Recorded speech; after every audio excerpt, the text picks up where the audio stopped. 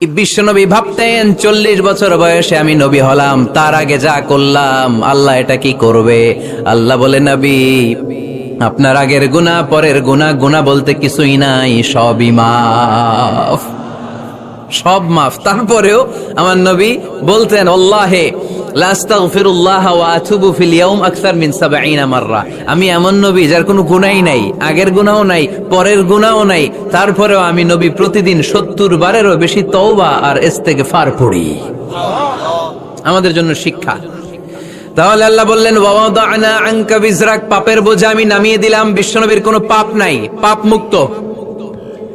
তাফসিরে 2 নম্বরে এসেছে বিজরুল গম, চিন্তার বোঝা। বিশ্বনবী সব সময় আমাদেরকে নিয়ে চিন্তা করতেন। কাকে নিয়ে চিন্তা? কথা বলেন। আমাদেরও চিন্তা আছে না নাই? কিসের চিন্তা? হ্যাঁ, টাকার চিন্তা। তো আমাদেরও চিন্তা আছে, বিশ্বনবীরও চিন্তা ছিল। 2 চিন্তা কি এক? বিশ্বনবীর কাঁধে তো পুরা উম্মার জিম্মাদারি। কিয়ামত পর্যন্ত যারা পৃথিবীতে আসবে সবার জন্য বিশ্বনবী কাঁদতেন। বিশ্বনবীর গোটা উম্মাহ নিয়ে চিন্তা। সব নবীকে আল্লাহ তাআলা একটা করে দোয়া দিয়েছিলেন আর বলেছিলেন, নবী একটা স্পেশাল দোয়া করার সুযোগ তোমাদেরকে দিলাম, ওই দোয়া করলেই কবুল হয়ে যাবে। কিন্তু সুযোগ পাবা জীবনে কয়বার? সবাই বলেন কয়বার? সব নবী কয়টা করে পাইছে? সব নবী তাদের দোয়াগুলো দুনিয়াতেই করে ফেলেছে। বিশ্বনবী বলেন, লিকুল্লি নবিয়্যিন দাওয়া মুস্তাজাবা। এ দুনিয়াতে সব নবীদের একটা করে মুস্তাজাবুদ দাওয়া আছে। আল্লাহ বলেছে, ও নবী একটা করে স্পেশাল দোয়া করার সুযোগ পাবা, দোয়াটা করা মাত্রই কবুল করে নেব। বিশ্বনবী বললেন, এই পৃথিবীর বুকে যত নবী রাসূল দুনিয়ায় এসেছে সব নবীরা তাদের স্পেশাল দোয়া দুনিয়ায় করে ফেলেছে, ইল্লা আনা, কিন্তু আমি করি নাই। বিশ্বনবী বললেন, ওয়া ইন্নী আখতাবিউ দাওয়াতি শাফাআতান লি উম্মতি ইয়াউমাল কিয়ামাহ। আমি আমার স্পেশাল দোয়াটা করি নাই। আমার স্পেশাল দোয়াটা আমি আমার গুনাহগার উম্মতকে বাঁচানোর জন্য কিয়ামত পর্যন্ত রেখে দিয়েছি। আমরা যেদিন বিপদে পড়ে যাব, যেদিন আমার আব্বা আমারে চিনবে না, আমি আমার আব্বারে চিনব না, নেতা তার কর্মীরে চিনবে না, কর্মী নেতারে চিনবে না, ঠিক কি না? পীর সাহেব মুরিদরে চিনবে না, মুরিদ পীর সাহেবরে চিনবে না, স্বামী তার স্ত্রীরে চিনবে না, স্ত্রী তার স্বামীরে চিনবে না। নবী থেকে শুরু করে, অলি থেকে শুরু করে, শহীদ থেকে শুরু করে সবার মুখে একটাই জিকির, ইয়া নাফসি ইয়া নাফসি ইয়া নাফসি। আকাশের সূর্যটা যেদিন মাথার কাছে চলে আসবে, জমিনটা তামার জমিন হয়ে যাবে। সূর্যের তাপে মাথার মগজগুলো ভাতের মাড়ের মতো গলে গলে নাকের ছিদ্র, কানের ছিদ্র দিয়ে টপ টপ করে বেয়ে বেয়ে নিচে পড়বে। ওই কঠিন দিনে কেউ কাউরে চিনবে না। বিষ্ণু বললেন, ওই দোয়াটা আমি দুনিয়ায় করি নাই। আমি বদরের যুদ্ধে মার খেয়েছি, উহুদের যুদ্ধে দাঁত ভেঙেছি, আমি না খেয়ে পেটে পাথর বেঁধেছি। আমি যদি ওই দিন দোয়া করতাম, আল্লাহ দোয়া কবুল করে নিত, জান্নাতি খাবার দিয়ে দিত, আমার মায়ের খাওয়া লাগতো না, তায়েফে আমার রক্ত ঝরতো না, দোয়া করলেই কবুল। কিন্তু ওই দোয়াটা আমি দুনিয়ায় করি নাই। ওই দোয়াটা আমার জন্য, আপনার জন্য, আমাদের জন্য বিশ্বনবী জমা রেখে দিয়েছে। এজন্য বিশ্বনবীর চিন্তা আর আমাদের চিন্তা এক চিন্তা না, বিশ্বনবীর পুরা উম্মতের চিন্তা। কিয়ামত পর্যন্ত যত মানুষ আসবে সবাই আমার উম্মত, না জানি তাদের নসিবে কি হয়ে যায়। এই চিন্তার বোঝা বিশ্বনবীকে কাবু করে ফেলেছিল। আল্লাহ বললেন, নবী নো টেনশন, কোনো টেনশন নাই, আপনার এই চিন্তার বোঝাকে আপনার পিঠ থেকে আমি আল্লাহ নিজ দায়িত্বে সরিয়ে নিলাম। এজন্য আল্লাহ বললেন, আলাম নাশরাহ লাকা সাদরাকা ওয়া ওয়াদা'না আনকা বিজরাক আল্লাযী আনকাদা যাহরাক। যেই চিন্তার বোঝা আপনাকে কষ্ট দেয়, যেই চিন্তার বোঝা আপনারে পেরেশান করে তোলে, আপনার পিঠ থেকে ওই চিন্তার বোঝা নবী আমি সরিয়ে নিলাম। কি দিয়ে সরিয়ে নিল? কোরআনের আলো দিয়ে। আওয়াজ করে বলতে হবে, কি দিয়ে? বিশ্বনবী মক্কায় দেখতেন মূর্তির পূজা হয়, আল্লাহর ঘরের ভিতরে 360টা মূর্তির পূজা। বিশ্বনবী দেখতে পেলেন দুর্বলের উপরে সবলের অত্যাচার। বিশ্বনবী দেখতে পেলেন নারীদেরকে অত্যাচার করা হয়। কন্যা সন্তান হলে বাবা তার মেয়েটাকে নিয়ে জঙ্গলের ভেতরে ঢুকে কিংবা মরুভূমির ভেতরে যে জীবিত দাফন করে দেয়। ওয়া ইযাল মাউউদাতু সুইলাত ওয়াদুল বানাত। বিশ্বনবী এগুলো দেখতেন চারপাশে। দেখে এই পথহারা জাতিকে কিভাবে উদ্ধার করবেন, কি দিয়ে উদ্ধার করা যায়, এই টেনশনে বিশ্বনবীর পিঠ বাঁকা হয়ে গিয়েছিল। উপমা, বাঁকা হয়ে গিয়েছিল, বিশ্বনবী সব সময় পেরেশান থাকতেন। আল্লাহ বললেন, নবী টেনশনের দরকার নাই, হেরা গুহায় এমন একটা নূরের আলো দিয়ে আমি আপনারে আলোকিত করব, যার মাধ্যমে সব পেরেশানি দূর হয়ে যাবে। ألم نشرح لك صدرك ووضعنا عنك وزرك الذي أنقض ظهرك। আপনাকে পেরেশান বানিয়ে দেয় এরকম সব চিন্তার বোঝা আমি আল্লাহ সরিয়ে নিলাম। সুবহানাল্লাহ। দুইটা নেয়ামত শুনলাম, এবার 3 নম্বরের নেয়ামত আল্লাহ বললেন ওয়া রাফা'না লাকা যিকরাক। এই আয়াতটা মুখস্থ করতে হবে আজকে, আমার সাথে সাথে পড়েন, ওয়া রাফা'না লাকা যিকরাক। সবাই বলেন নাই, পড়েন, ওয়া রাফা'না লাকা যিকরাক, ওয়া রাফা'না লাকা যিকরাক। নবী হে, আপনার সম্মানকে আমি আকাশচুম্বী করেছি। I have dignified your status high and high, the highest peak. আপনার মর্যাদা উঠাতে উঠাতে আকাশ বাতাস ছাপিয়ে, সাত আকাশ কাঁপিয়ে আরশের উপরে নিয়ে গিয়েছি। আপনার মর্যাদা আমার পরপরই, স্রষ্টার পরে পুরো সৃষ্টিকুলের উপরে বিশ্বনবীর মর্যাদা আছে না নাই?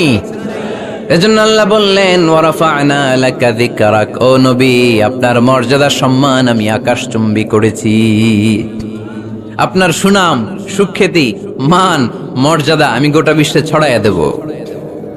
এ আয়াত যখন নাজিল হলো, কাফেররা হাসতে শুরু করলো। কাফেররা বলে, মোহাম্মদ বেটা বলে কি, ও জানে বাঁচবি কিনা ওইটাই তো সন্দেহ। আমরা যেই ষড়যন্ত্র পাকাচ্ছি, ও জানে বাঁচবি কিনা সে এটাই সন্দেহ। তার নাম গোটা বিশ্বে ছড়াবে কি করে আমরা দেখে নেব। আল্লাহ বলেন, তোরা আমার নবীর সুনাম সুখ্যাতি ছড়ানোর ব্যাপারে বাধা তৈরি করবি, তোরা আমার নবীর ব্যাপারে অপপ্রচার চালাবি, তোদের অপপ্রচারকেই আমি আমার নবীর প্রচার মাধ্যম বানিয়ে দেব। তোরা করবি অপপ্রচার।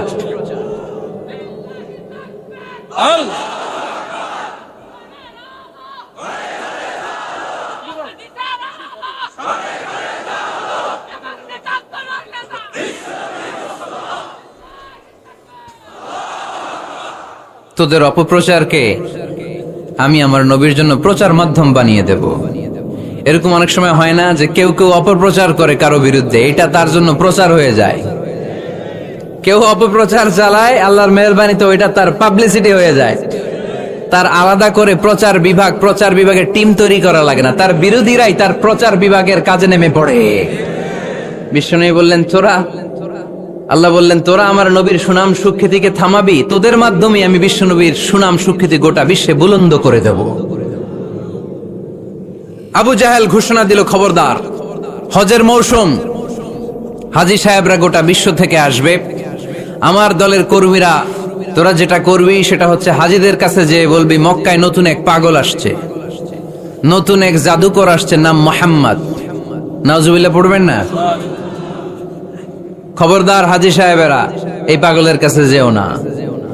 সব হাজীরা গোটা বিশ্ব থেকে এসে মক্কার মিনা প্রান্তরে তাঁবুর ভিতরে ঢুকেছে, আর আবু জাহেলের টিম মেম্বাররা সব তাঁবুর ভিতরে উকি মাইরা কয়, খবরদার, নতুন পাগল আইছে। সবাই কয়, নাম কি? কয়, মুহাম্মদ। নতুন পাগল এসেছে, নাম মুহাম্মদ। নতুন জাদুকর এসেছে, তার নাম মুহাম্মদ। খবরদার, তার কাছে যেও না, তার কথা শোনো না, শুনলে তোমরাও পাগল হয়ে যাবা, তোমরাও পাগল হয়ে যাবা। সে এত বড় জাদুকর, মুহাম্মদ সাল্লাল্লাহু আলাইহি ওয়াসাল্লাম এত বড় জাদুকর, তার জাদু দেখলে, তার কথা শুনলে হাজবেন্ড ওয়াইফের মধ্যে সম্পর্ক বিচ্ছিন্ন হয়ে যায়। সে এত বড় জাদুকর, তার কথা শুনলে বাবা আর ছেলের সম্পর্ক ছিন্ন হয়ে যায়। সে এত বড় জাদুকর, তার কথা শুনলে বন্ধু বন্ধু আলাদা হয়ে যায়। খবরদার হাজী সাহেবরা, তোমরা হজ করতে এসেছো, করো, জমজমের পানি খাও আর খেজুর নিয়ে যাবা বাড়িতে, কিন্তু মুহাম্মদ সাল্লাল্লাহু আলাইহি ওয়াসাল্লামের কাছে যাওয়া যাবে না। আচ্ছা, আপনারা বুঝে শুনে উত্তর দেন। এই যে লক্ষ লক্ষ হাজী মিনার তাঁবুতে বসা, আর আবু জাহেলের লোকটা যে বলল নতুন জাদুকরের নাম মুহাম্মদ, তার কাছে যেও না, এই লক্ষ লক্ষ হাজীরা এর আগে জীবনেও মুহাম্মদ সাল্লাল্লাহু আলাইহি ওয়াসাল্লামের নাম শুনছে? তার মানে মুহাম্মদ সাল্লাল্লাহু আলাইহি ওয়াসাল্লামের নাম তাদের কানে পৌঁছে দেওয়ার দায়িত্ব আবু জাহেল নিজেই নিয়ে নিয়েছে। চিল্লায় এখন ঠিক কি না? অপপ্রচার প্রচার হয়ে গিয়েছে, আর সবাই মনে মনে ভাবে, কয় কি, এত বড় জাদুকর, হজ করি আর না করি, এর না দেখা যাওয়া যাবে না। হজ তাড়াতাড়ি কোন রকম সাইরা এই জাদুকরের কাছে আগে যাব, দেখি কেমন জাদু দেখায়, দেখি কত বড় ম্যাজিশিয়ান, দেখি তো কত বড় পাগলের। কারণ আল ইনসানু হারিসুন আলা মা মুনিআ, মানুষকে যেটা নিষেধ করা হয় বেশি মানুষ এটা করতে চায়। যদি বলি ওদিকে যাবি না, ওর বাপের কিরা ওদিকে যাবেও, ঠিক কি না? এটা আমাদের স্বভাব, আমাদের খাসলা, আমাদের বৈশিষ্ট্য। যেটা আমাদেরকে নিষেধ করা হয় বেশি ওটা করতে মন চায়। সব হাজিরা মনে মনে ভাবলো আমরা যাব যাব, তোরা যতই বলিস না কেন যাব যাব, হজের পরে অবশ্যই যাব। দেখা গেল হজের পরে বিশ্বনবী মুহাম্মদুর রাসূলুল্লাহ সাল্লাল্লাহু আলাইহি ওয়াসাল্লামের বাড়ির সামনে বিশাল বড় গ্যাদারিং শুরু হয়েছে। সবাই লাইন ধরে দেখা করতে গেছে। দেখা করতে যে বিশ্বনবীর চেহারা দেখে প্রথম নজরে সব পাগল। চাঁদের চেয়ে সুন্দর তুমি নবী আমার কমলিওয়ালা, চাঁদের চেয়ে সুন্দর তুমি নবী আমার কমলিওয়ালা, দু জাহানের বাদশাহ তুমি প্যারা নবী সাল্লে আলা, দু জাহানের বাদশাহ তুমি প্যারা নবী সাল্লে আলা, চাঁদের চেয়ে সুন্দর তুমি নবী আমার কমলিওয়ালা। সুবহানাল্লাহ পড়েন। এত সুন্দর চেহারা, বিষ্ণু ঈসা ইসলামের চেহারার মতো এরকম চেহারার মানুষ পৃথিবীতে আছে? দ্বিতীয়টা, অনেকে বলে সাইয়েদনা ইউসুফ আলাইহিস সালামের চেহারা নাকি বেশি সুন্দর। সুন্দর ঠিক, কিন্তু আমার নবীর চাইতে বেশি নয়। বিষ্ণু বলতেন আনা মালিহুন ওয়া আখি ইউসুফু সাবিহুন, আমার ভাই ইউসুফ হচ্ছে সাবিহ, সাবিহ মানে সাদা সুন্দর ধবধবে, আর আমি হচ্ছে মালিহ, মালিহ মানে এসেছে মিলহন থেকে, মিলহন মানে লবণ, মানে লাবণ্যময় সুন্দর। আমার ভাই ইউসুফ নবী সাদা সুন্দর, আমি লাবণ্যময় সুন্দর। কোনটার দাম বেশি? লাবণ্যময় সুন্দরের দাম বেশি। সাইয়েদনা ইউসুফ আলাইহিস সালামের চেহারা দেখে মিশরের মেয়েরা লেবু কাটতে যে বা কমলা কাটতে যে, আনার কাটতে যে, কমলা কাটতে যে আঙ্গুল কেটে ফেলেছিল। কোরআন তার সাক্ষী। ওয়া কাত্তা'না আইদিয়াহুন। আম্মাজান আয়েশা রাদিয়াল্লাহু তাআলা আনহা যখন এই ঘটনা শুনেছেন, তিনি মিশরের মেয়েদেরকে ডাক দিয়ে বলেছেন, ও মিশরের মেয়েরা, তোমরা ইউসুফ নবীর সৌন্দর্য দেখে লেবু কাটতে যে আঙ্গুল কেটেছো, আমার স্বামী প্যারা নবী মুহাম্মদ রাসূলুল্লাহর চেহারা যদি তোমরা দেখতা, তাহলে লেবু কাটতে যে আঙ্গুল নয়, কলিজাটা কেটে টুকরা টুকরা করে দিতা। আবার আম্মা জান আয়েশা বলতো, লাকুম শামসুন ওয়া লানা শামসুন, তোমাদের জন্য একটা সূর্য আছে, কিন্তু আমি আয়েশার জন্য আলাদা একটা সূর্য আছে। তোমাদের সূর্যটা প্রতিদিন সকালবেলা পূর্ব আকাশে উদিত হয়ে গোটা দুনিয়াটারে আলোকিত করে দেয়, আর আমার সূর্যটার নাম হলো মুহাম্মদ সাল্লাল্লাহু আলাইহি ওয়াসাল্লাম। মসজিদে নববীতে এশার নামাজের পরে আমার সূর্যটা আমার ঘরে উদিত হয়। তোমাদের সূর্য সকালবেলা পূর্ব আকাশে উঠে গোটা দুনিয়াটারে আলোকিত করে, আমার সূর্য মুহাম্মদ এশার নামাজের পরে আমার ঘরের ভেতরে যখন উকি দেয়, আমার পুরো ঘরটারে আলোকিত করে দেয় কে? এত সুন্দর চেহারা ছিল, ওনার চেহারার নূর দিয়ে হারানো সুই খুঁজে পেয়েছে বিশ্বনবীর স্ত্রীরা। চিল্লায় এখন আল্লাহু আকবার। বিশ্বনবীর চেহারার সৌন্দর্যের সাথে কারো সৌন্দর্যের কোনো মিল হবে? No comparison with our beloved prophet Muhammad sallallahu alayhi wasallam. Whether it's the fitness, whether it's the appearance, whether it's the status, no comparison with our prophet. এটা ফিটনেসের দিক থেকে হোক, এটা চেহারার সৌন্দর্যের দিক থেকে হোক, এটা কণ্ঠস্বরের ঝংকারের দিক থেকে হোক, সম্মান আর মর্যাদার দিক থেকে হোক, আমার নবীর সম্মানের ধারে কাছেও সম্মান পৃথিবীর কারো হতে পারে না। চিল্লায় বলেন ঠিক কিনা? এজন্য আল্লাহ বললেন, ওয়া রাফা'না লাকা যিকরাক, নবী আপনার সম্মান বাড়াতে বাড়াতে আমি আকাশচুম্বী করেছি। লোকজন সব যে বিশ্বনবীর দরবারে লাইন ধরেছে, হাজিরা সব বিশ্বনবীর কাছে যে চেহারা দেখেই কুপকার, বাকি জিনিস তো পরে। অনেকে আছে না, চেহারা দেখলেই মানুষ পাগল হয়ে যায়, আছে না নাই? চেহারা দেখেই পাগল, চেহারা দেখেই পাগল। তারপর তারা মিলাতে লাগলো। মিনার তাবুতে আবু জাহেলের কর্মীরা ঘোষণা দিয়েছিল, এলাকায় মোহাম্মদ নামে পাগল এসেছে। তারা মিলায়ে দেখে না, এই মহামানব কোনোদিন পাগল হতে পারে না, কারণ পাগলের চুলগুলো থাকে উস্কো খুস্কো, ঠিক কিনা? আমার নবী সাল্লাল্লাহু আলাইহি ইসলামের চুল উস্কো খুস্কো ছিল, কত সুন্দর চুল আঁচড়ে রাখতেন, জাইতুনের তেল দিতেন, আতর ঢেলে মাথার শীতের মধ্যে ঢেলে দিতেন, কপাল বেয়ে বেয়ে পড়তো, আর যেখানে সেজদা দিতেন সেজদার জায়গা আতরের ঘ্রাণে আমোদ হয়ে যেত। হাতের তালুতে পারফিউম মাখতেন, আর মানুষের সাথে মুসাফা করলে যার সাথে মুসাফা তার হাতের সাথে নবীর ব্যবহৃত পারফিউমের ঘ্রাণ ছুটে যেত। এত পরিচ্ছন্ন ছিলেন। তারা বিশ্বনবীর বক্তব্যের মিল খুঁজে পায় না। তারা বলে না, এই লোক কখনো পাগল হতে পারে না। পাগলের চুল থাকে উস্কো খুস্কো, জামা থাকে ছিঁড়া ফাড়া, গায়ের মধ্যে থাকে ময়লা। পাগল কখনো দাঁত মাজে না, কিন্তু বিশ্বনবীর মুচকি হাসির ফাঁক দিয়ে দাঁতের দিকে তাকালে মানুষগুলো সব পাগল হয়ে যায়। স্মাইল দিতেন বিশ্বনবী, স্মাইল, মুচকি হাসি, তাবাসসুম। বিশ্বনবীর মুচকি হাসি দেখলে মানুষ পাগল হয়ে যেত, পাগল পাড়া হয়ে যেত। তারা বলে না না, এই মহামানব তো কখনো পাগল হতে পারে না। আবার মিলাতে লাগলো আবু জাহেলের কর্মীরা বলেছিল এটা নাকি বড় জাদুকর, কিন্তু তারা বলে না না, এই অসাধারণ লোকটা জাদুকরও হতে পারে না, সে তো কোনো মন্ত্র পড়ে না। জাদু করার জন্য মন্ত্র পড়ার দরকার আছে না নাই? বিষ্ণুনবী কি মন্ত্র পড়তো? বিষ্ণুনবী কি পড়ে শোনাতো? চিল্লায় বলেন, কি পড়ে শোনাতো? কোরআন শোনাতো। এত সুন্দর কণ্ঠ ছিল বিশ্বনবীর, পাগল হয়ে যেত মানুষ শুনতে শুনতে, পাগল পাড়া হয়ে যেত, বিমুগ্ধ হয়ে যেত। তারা সবাই বলতে আরম্ভ করলো, আবু জাহেল তুমি মিথ্যাবাদী, তবে তোমাকে ধন্যবাদ এরকম একটা মানুষের সাথে পরিচয় করিয়ে দেওয়ার জন্য। সুবহানাল্লাহ কইলেন না?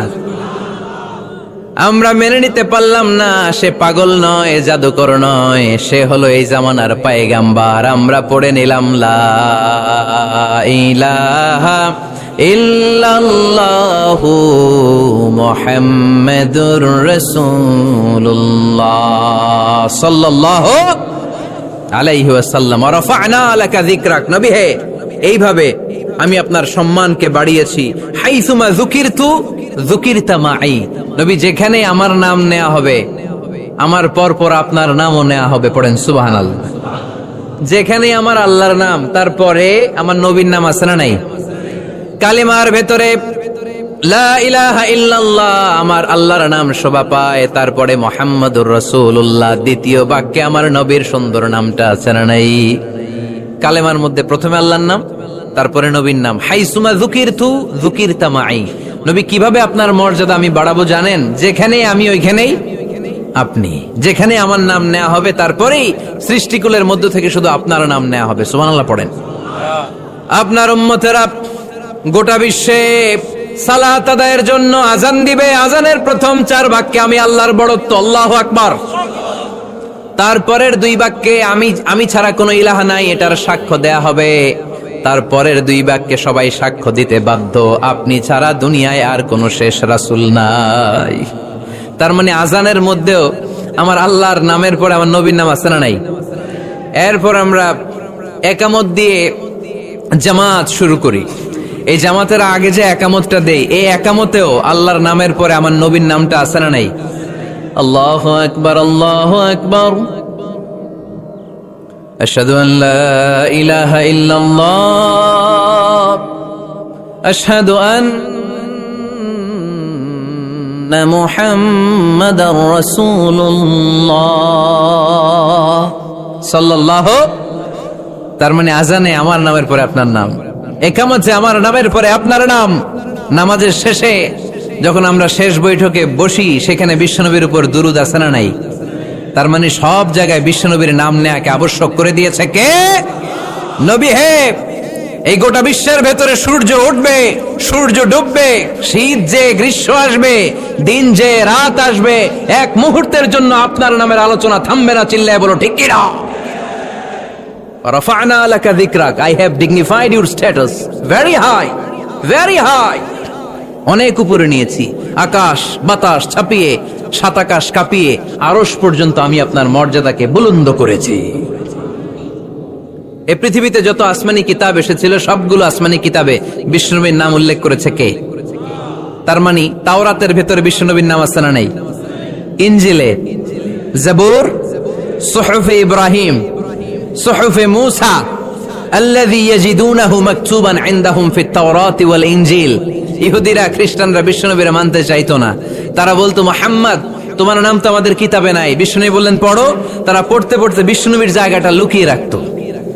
যেখানে বিশ্বনবীর নাম ওরা এভাবে ধরে রাখতো। বিষ্ণু ইসা ইসলাম এক সাহাবাকে বললেন, আমি তো ওদের ভাষা বুঝি না, তুমি ওদের ভাষা বুঝে দেখো কোন জায়গায় চোরামিটা করে।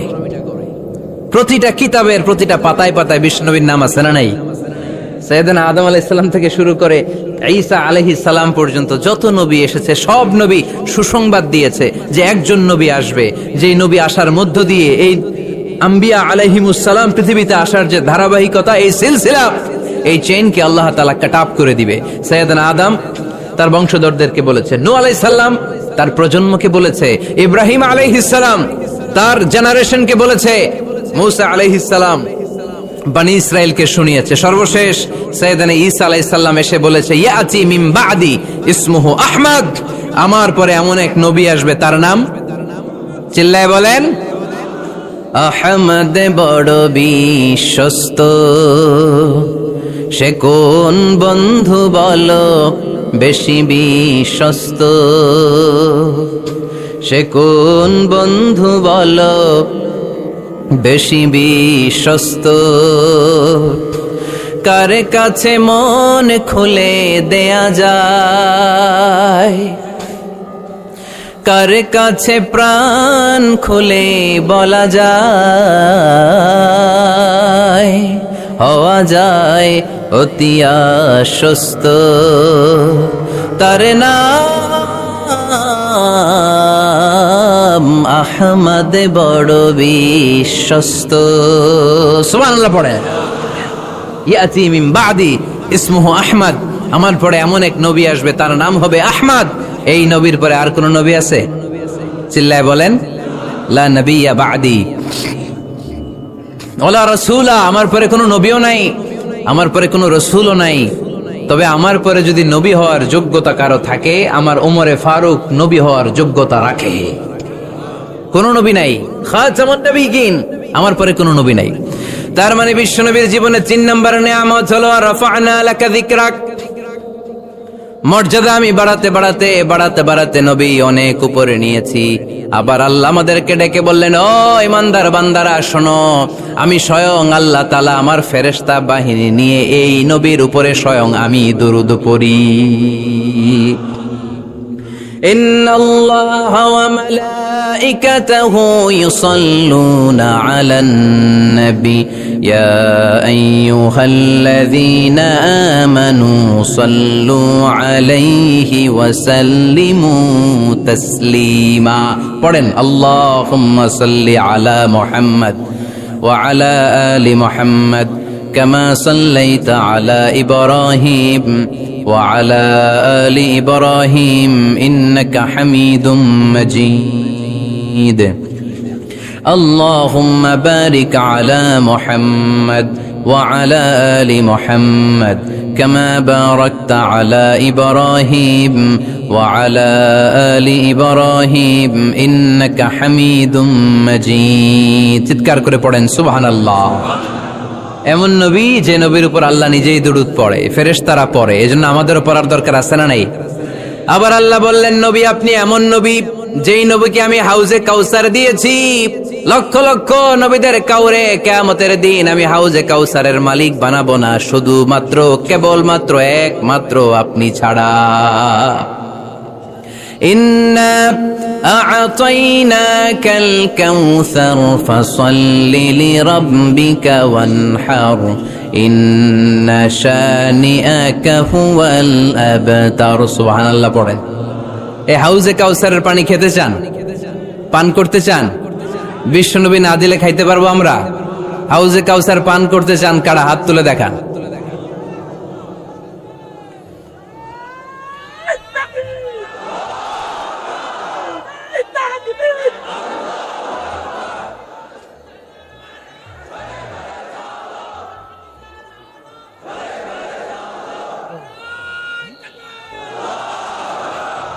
আহলা মিনাল আসাল, হাউজে কাউসারের পানি মধুর চেয়েও মিষ্টি। আবরাদু মিনাস সালজ, বরফের চাইতেও ঠান্ডা। আবিয়াদু মিনাল লাবান, দুধের চাইতেও সাদা। মান শারিবা মিনহা শারবাতান লাম ইয়াজমা আবাদা, এক ঢোক হাউজে কাউসারের পানি যে খাবে চিরকালের জন্য তার গলার তৃষ্ণা মিটে যাবে। ওই হাউজে কাউসার বিশ্বনবীকে দিয়ে বিশ্বনবীর মর্যাদা বাড়িয়েছে কে?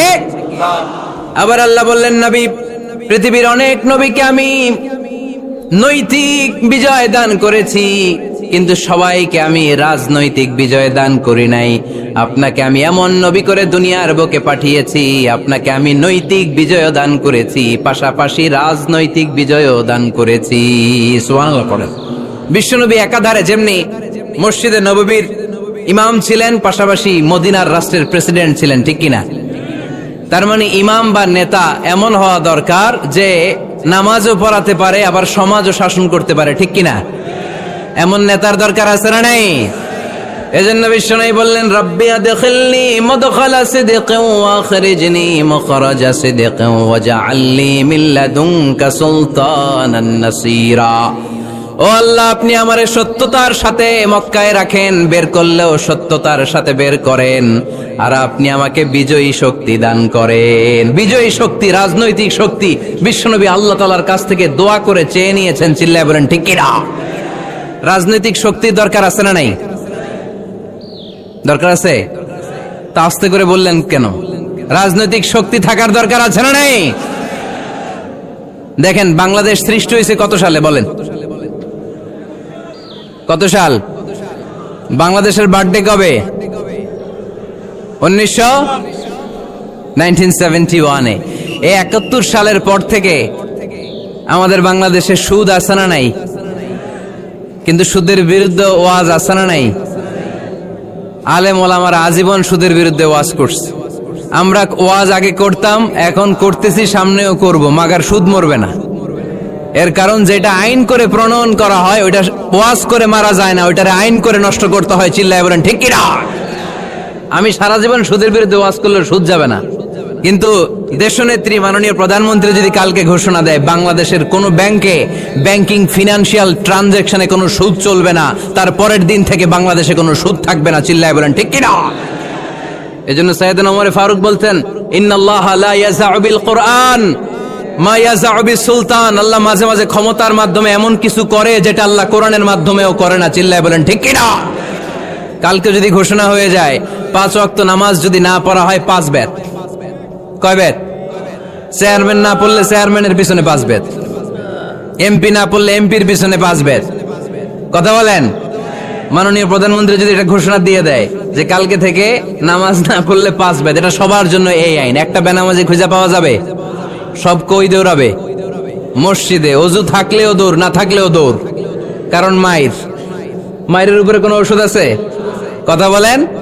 কারণ মায়েরে ভিটামিন আছে, মায়েরে কি আছে? এজন্য ইন্নাল্লাহা লা ইয়াযাউ বিল কুরআন মা ইয়াযাউ বিস সুলতান। মাঝে মাঝে আল্লাহ ক্ষমতা দিয়ে এমন কিছু করে যেটা মাঝে মাঝে আল্লাহ কোরআন দিয়েও করে না। এজন্য অনেক নবীকে নৈতিক বিজয় দান করলো। বিশ্ব নবীকে শুধু নৈতিক বিজয় নয়, পাশাপাশি রাজনৈতিক বিজয়ও দান করেছে কে? 3টা নেয়ামতের ঘোষণা দিয়ে আল্লাহ বললেন, আলাম নাশরাহ লাকা সাদরাকা ওয়া ওয়াদা'না আনকা বিজরাক আল্লাযী আনকাদা যাহরাক ওয়া রাফা'না লাকা যিকরাক। পড়েন সুবহানাল্লাহ। নবী হে, আপনার মর্যাদা আমি অনেক বাড়িয়েছি। আপনার কথা শুধু মুসলমানেরাই বলে না, হিন্দুরাও বলে। আছে না নাই? গতকাল এক হিন্দু ভাই আমার হাতে হাত রেখে শাহাদা বাক্য পাঠ করে গাজীপুরে মুসলমান হয়ে গেছে। বিশ্বনবীর কথাগুলো যখন তারা শোনে, তারা নিজেদেরকে ধরে রাখতে পারে না। আপনারা মহাত্মা গান্ধীর নাম শুনেছেন? তিনি ভারতের অবিসংবাদিত নেতা। বিশ্বনবীর ব্যাপারে কমেন্ট করেছেন যে এরকম নেতা পৃথিবীতে আর দ্বিতীয়টা কখনো হবে না। মহাত্মা গান্ধী কি মুসলমান না হিন্দু? গোটা বিশ্বের খ্রিস্টানরা বিশ্বনবীকে নিয়ে এখন মাতোয়ারা। মাইকেল এইচ হার্ট খ্রিস্টান, একটা বই লিখে গোটা বিশ্ব কাঁপিয়েছেন, দি 100 ranking of the most influential people and person in the world. পৃথিবী কাঁপানো 100 জন মনীষীর জীবনী নিয়ে একটা বই তিনি করেছেন। এই 100 জন মনীষীর জীবনীর মধ্যে যাকে নাম্বার 1 তিনি করেছেন, তিনি হচ্ছেন আমার নবী, আপনার নবী, পেয়ারা নবী, বিশ্বনবী মুহাম্মদুর রাসূলুল্লাহ সাল্লাল্লাহু আলাইহি ওয়াসাল্লামের। মাইকেল এইচ হার্ট কি মুসলমান? সে একজন খ্রিস্টান। তার মানে ওয়ারাফা'না লাকা যিকরাক, বিশ্বনবীর সম্মান শুধু আমাদের মুখ দিয়ে প্রচারিত হয় না, ইহুদি খ্রিস্টান বৌদ্ধদের মাধ্যমেও বিশ্বনবীর সম্মানকে বাড়িয়ে দিচ্ছে কে? I have studied him, the wonderful man, in my opinion far from being antichrist, and he must be called the savior of humanity. খ্রিস্টানরা বলছে আমরা এই মুহাম্মাদের জীবনী গবেষণা করে পড়েছি, তাকে খ্রিস্টান বিরোধী বলা তো দূরের কথা, তাকে মানবতার ত্রাণকর্তা বলতে হবে। তিনি গোটা বিশ্বের জন্য সুপারম্যান হয়ে পৃথিবীতে এসেছে। As a father, as a teacher, as a lawgiver, as a lawmaker, Muhammad is the superman of the world. স্বামী হিসেবে, পিতা হিসেবে, নেতা হিসেবে, নবী হিসেবে মুহাম্মদ সাল্লাল্লাহু আলাইহি ওয়াসাল্লাম সাধারণ কোনো মানুষ নয়, তিনি গোটা বিশ্বের জন্য সুপারম্যান হয়ে পৃথিবীতে আগমন করেছে। ওয়ারাফা'না লাকা যিকরাক, নবী দুশ্চিন্তা করবেন না, টেনশন করবেন না, আমি আপনার সম্মানকে বাড়িয়ে দেব। এই তিনটা নেয়ামতের বর্ণনা সূরা ইনশিরাহের ভেতরে বর্ণনা করলেন কে? এরপরে রাব্বুল আলামিন বিশ্বনবীকে নেয়ামতের বর্ণনার ঘটনা শুনিয়ে বিশ্বনবীকে সান্ত্বনা বাণী শোনাচ্ছেন আর পড়ছেন ফা ইন্না মাআল উসরি ইউসরান, ইন্না মাআল উসরি ইউসরা। নবী গো, নিশ্চয়ই কষ্টের পরে আছে আনন্দ, দুঃখের পরেই আছে সুখ। সুবহানাল্লাহ। কষ্টের পরে আনন্দ, দুঃখের পরে The struggle isn't permanent in our life. দুঃখ কষ্ট এটা আমাদের জীবনে পার্মানেন্ট না, এটা সাময়িক। আচ্ছা আওয়াজ করে উত্তর দেন তো, এক বছরে কয়দিন আপনাদের ফরিদপুরে? কয়দিন? 365 দিন। গত 365 দিনে না খেয়েছিলেন কয়দিন? 20 দিন, 30 দিন। তার মানে অল্প কিছুদিন না খেয়েছিলাম, সারা বছরই খেয়েছিলাম, ঠিক কিনা? আচ্ছা, তো 365 দিনে অসুস্থ ছিলেন কয়দিন? 4-5 দিন, কিংবা 20 দিন, কিংবা 1 মাস, কিংবা 56 দিন, কিংবা 65 দিন। তার মানে বাকি 300 দিন আরামে ছিলাম কি ছিলাম না? তার মানে আমাদের জীবনে দুঃখ বেশি না আনন্দ বেশি? সুখ বেশি না কষ্ট বেশি? এজন্য আল্লাহ বললেন খবরদার, মুমিন কখনো হেরে যায় না, মুমিনের হারাবার কিছু নাই। মুমিনের জীবনে যদি আনন্দ আসে, মুমিন শুকরিয়া করে, শুকরিয়া করলে সওয়াব আছে না নাই? আর মুমিনের জীবনে যদি দুঃখ আসে, মুমিন সবর করে, ধৈর্য ধরে, ধৈর্যেও সওয়াব আছে না নাই? তাহলে আমাদের সব দিক দিয়েই চলা, আনন্দের দিনগুলাতে শুকরিয়া করব, আর দুঃখের দিনগুলাতে ধৈর্য ধরবো, দুইটার মধ্যে সওয়াব আছে না নাই? এজন্য বিশ্বনবী বললেন আজাবান লি আমরিল মুমিন, মুমিনের বিষয়টা খুবই আশ্চর্যের। ফাইন আসাবাতহু সাররাউন শাকারা, মুমিন যদি আনন্দে থাকে সে শুকরিয়া করে, শুকরিয়া করলে লাভ আছে না নাই? ওয়াইন আসাবাতহু দাররাউন সাবারা, আর দুঃখে পড়লে সে সবর করে, ধৈর্য ধরে, ধৈর্য ধরলে সওয়াব আছে না নাই? তার মানে আমাদের হারাবার কিছু আছে। মাঝে মাঝে আল্লাহ আমাদেরকে দুঃখ কষ্ট দিয়ে পরীক্ষা করতে চান, এগুলো আমাদের জন্য খারাপ নয়। এই দুঃখ কষ্ট বিপদ আমাদের কোমরকে সোজা করে, আমাদের পায়ের মাটিকে শক্ত করে, চিল্লায় বলেন ঠিক কিনা? প্রতিকূল পরিবেশে কিভাবে বাঁচতে হয় এই দুঃখ কষ্ট আমাদেরকে শিখায়। এজন্য মুমিন বান্দার বৈশিষ্ট্য হচ্ছে দুঃখ কষ্ট বেদনা জ্বালা এগুলোতে সে আপসেট হয় না, সে হাল ছেড়ে দেয় না, সে ভরসা রাখে একজনের উপর, চিল্লায় বলতে হবে তিনি কে? কারণ মুমিন জানে রাত্রি যত গভীর হয়, অন্ধকার তমানিসা ভেদ করে সুবহে সাদিক হয়। মুমিন জানে গর্ভবতী নারীর পেটের ব্যথা যেই দিন বাড়তে থাকে, ওই দিনই নতুন মেহমান আগমনের সময় ঘনাতে থাকে। মুমিন জানে তার জীবনে দুঃখ কষ্ট বিপদ যত বাড়তে থাকে, সুখের দিন কাছে আসতে থাকে। এজন্য মুমিনের হারাবার কিছু নেই। ফা ইন্না মাআল উসরি ইউসরা, ইন্না মাআল উসরি ইউসরা। নবী হে, কষ্টের পরেই আছে আনন্দ, দুঃখের পরেই আছে সুখ। আপনি সমস্যায় পড়েছেন, ওই সমস্যার সমাধানও আছে না নাই? এই পৃথিবীতে এমন কোন সমস্যা আছে যেটা সমাধান নাই? কথা বলেন। সমস্যা তৈরি করেছে কে? আবার সমাধানও দিয়েছে কে? আল্লাহ doesn't create a lock without its key. আল্লাহ কখনো চাবি না বানাইয়া ওইটার তালা বানায় নাই। কথা কন। তালাও যেহেতু আছে, ওই তালার চাবিও বানিয়েছে কে? মা আনজালাল্লাহু দান ইল্লা আনজালাল্লাহু লাহু শিফা, আল্লাহ দুনিয়ায় এমন কোন রোগ পাঠায় নাই যেই রোগের ঔষধ বানায় নাই, এমন কোন রোগ নাজিল করে নাই যেই রোগের কোনো চিকিৎসা বানায় নাই, হয়তো সেটা আবিষ্কার হয় নাই। অনেকে ক্যান্সারের কথা বলতে পারেন যে হুজুর ক্যান্সার এমন রোগ, এই ক্যান্সার তার নাই কোনো অ্যান্সার, কিন্তু বিজ্ঞানীরা বলতেছে এটারও অ্যান্সার আবিষ্কৃত হচ্ছে। সুবহানাল্লাহ কইবেন না? কিছু কিছু ক্ষেত্রে হয়েও গিয়েছে। এজন্য দুঃখের পরেই আছে সুখ, কষ্টের পরেই আছে আনন্দ। এই দুনিয়াটাই এরকম, কষ্টের পরই আনন্দ। দেখবেন তারাবির নামাজ 20 রাকাত পড়তে কষ্ট লাগে না? কোমরে ব্যথা, হাঁটুতে ব্যথা, কিন্তু 20টা রাকাত যখন শেষ করে মসজিদ থেকে বের হই একটা আনন্দ আছে না নাই?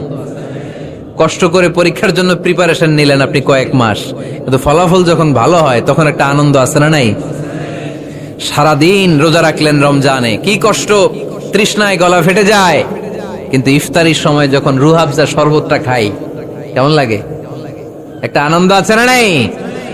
এজন্য আল্লাহ বললেন فَإِنَّ مَعَ الْعُسْرِ يُسْرًا إِنَّ مَعَ الْعُسْرِ يُسْرًا। ও নবী, কষ্টের দিন মক্কায় অল্প কিছু দিন, মদিনাতে আনন্দের দিন অপেক্ষা করছে। আমাদের জীবনে যদি দুঃখ কষ্ট আসে আমরা ধৈর্য ধরবো, তাওয়াক্কুল করবো একজনের উপর, তিনি কে? কারণ আমরা বিশ্বাস করি কষ্টের দিন এটা চিরকালের জন্য নয়, সামনে আনন্দের দিন আমাদের জন্য সেট করে রেখেছে কে? তাহলে আমরা সূরাতুল ইনশিরাহ থেকে 3টা নেয়ামতের বর্ণনা শুনলাম, বিশ্বনবীকে কি সান্ত্বনা দেয়া হলো সেটা শুনলাম। এবার 2টা গাইডলাইন শুনে তাফসীর আমরা শেষ করব। শুনতেছেন?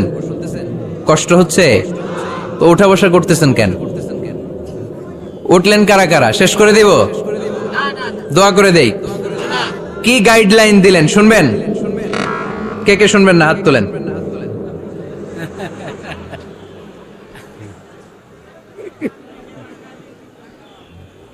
কষ্ট হইতেছে?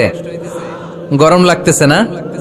আমিও ঘামতেছি আপনাদের সাথে সাথে। অনেক গ্যাদারিং হয়ে গেছে। আসেন আল্লাহর নামে 3টা তাকবীর দেই, তারপর কোন 2টা গাইডলাইন তিনি বিশ্বনবীকে দিলেন ওই নির্দেশনা বাণীটুকু শুনে আজকে আমরা বিদায় নেব। আওয়াজ করে পড়তে হবে লিল্লাহে তাকবীর, লিল্লাহে তাকবীর, লিল্লাহে তাকবীর। গাইডলাইন নাম্বার 1, ফাইদা ফারাগতা ফানসাব। নবী আপনি যখন অবসর হন আপনি ইবাদতে মশগুল হন। ফানসাব ফিল ইবাদা, তাফসীর ইবনে কাসিরে এসেছে আপনি ইবাদতে মশগুল হন যখন আপনি অবসর পান। অবসর আল্লাহর দেয়া বড় নেয়ামত, এটা বিশ্বাস করেন? অবসর কিন্তু নেয়ামত। আমরা অনেকেই অবসর সময়কে কাজে লাগাই না, কিন্তু অবসর চলে যাওয়ার পরে যখন ব্যস্ত হয়ে পড়ি তখন বলি হায় রে, অবসরটা যদি কাজে লাগাইতাম। পরীক্ষার পরে 3 মাস ছুটি ছিল, এই 3 মাস অবসরে যদি পড়তাম তাইলে তো আজকে ভার্সিটিতে চান্স পেয়ে যেতাম, ঠিক কিনা? এজন্য বিশ্বনবীর আল্লাহ বললেন নবী ফাইদা ফারাগতা ফানসাব ওয়া ইলা রাব্বিকা ফারগাব।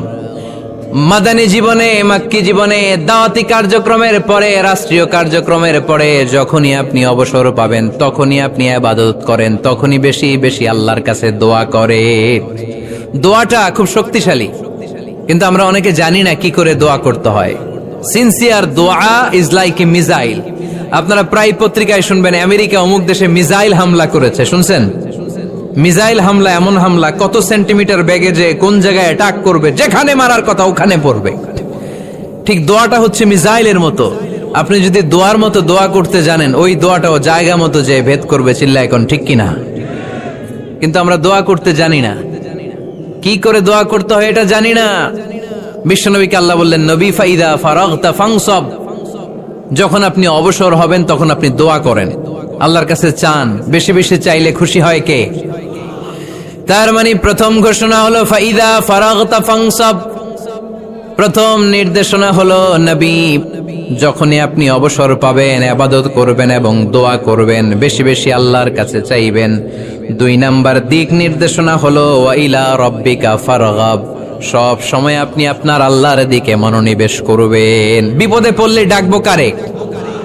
আমাদের অসুস্থতাকে সুস্থতায় পরিণত করে দিতে পারে কে? চাকরির জন্য পাগল পারা, চাকরি নাই, চাকরির ব্যবস্থা করে দিতে পারে কে? বিদেশে যেতে মনে চায়, পাসপোর্ট দিয়ে রেখেছি, ভিসা নাই, ভিসা লাগাই দিতে পারে কে? কিন্তু আমরা দুঃখ কষ্ট বেদনা কিছু একটা হইলেই সবার আগে আল্লাহরে শেয়ার করার আগে ফেসবুকে শেয়ার মাইরা দিই। আছে না নাই? আপনাদের ফেসবুকে অ্যাকাউন্ট আছে নাকি? কার কার আছে দেখি?